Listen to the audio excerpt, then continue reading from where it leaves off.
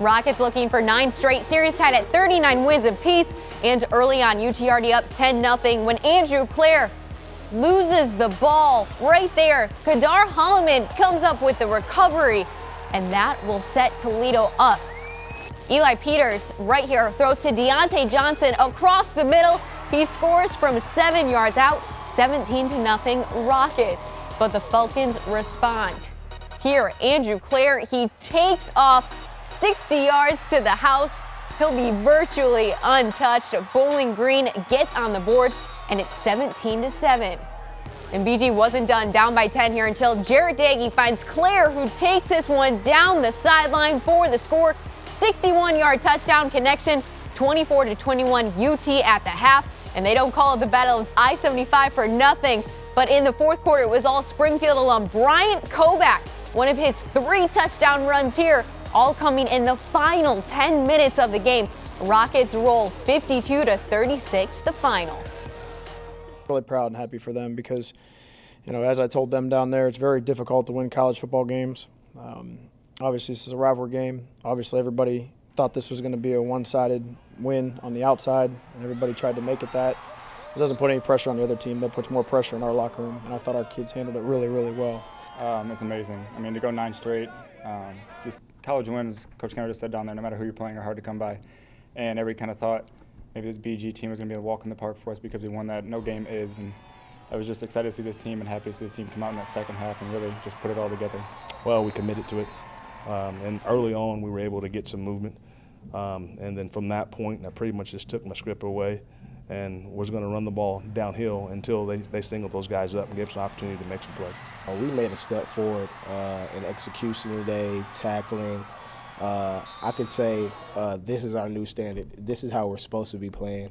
And when times get tough, we just need to learn how to focus more and execute. With more on the Rocket victory, here's BCSN Zach Herrick from the Glass Bowl. Well, surprisingly, we were able to stay dry tonight for the Battle of I-75 between Toledo and Bowling Green.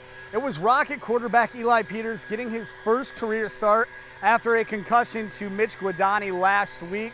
And Peters played well, 3 touchdowns, no turnovers, and he helped lead the Rockets to the win. I thought that our staff would do a great job of putting together a plan around him where it would give him the opportunity to be successful. Obviously, we have some tremendous weapons on the perimeter that if you get the ball in their hands, they can help out a lot with that. You know, to have your first start, you throw 3 touchdowns, you don't have any turnovers.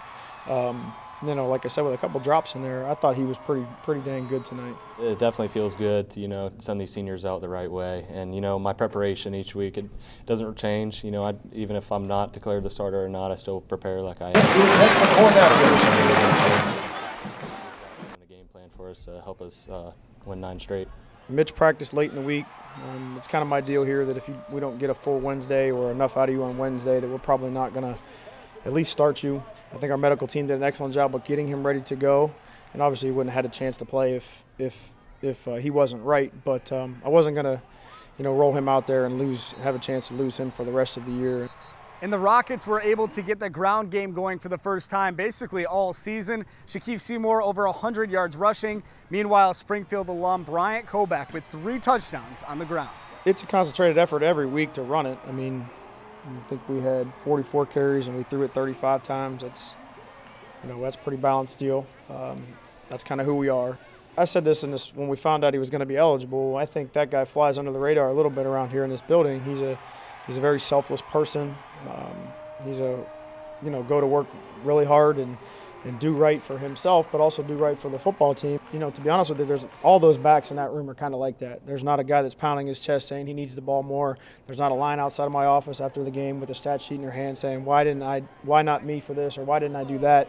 And I think that's what makes this program and this football team very special, is they're willing to go do the extra things. So the Rockets improved to 1-0 in Mid-American Conference play and 3-2 overall on the season.